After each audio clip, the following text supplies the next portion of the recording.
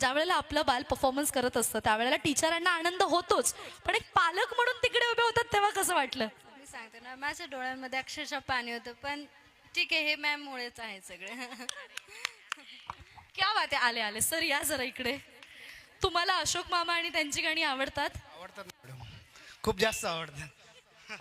आता ह्यांनी जो काही परफॉर्मन्स केलाय तसं एक्सप्रेशन मागच्या वर्षी मी तर त्याची म्हणजे मागच्या वर्षीपासून मी फॅन आहे त्याच्या एक्सप्रेशनची.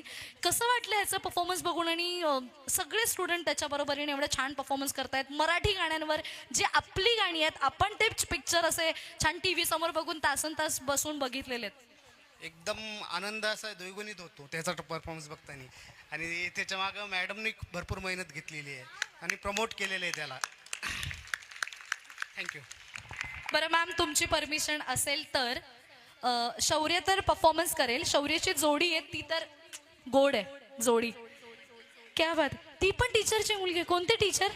राऊंड राऊंड ते कंटिन्यू. तुमची मुलगी आहे ती? अरे बापरे. मीन टाइम मध्ये आम्ही नाचतो ह्या गाण्यांच्यावर.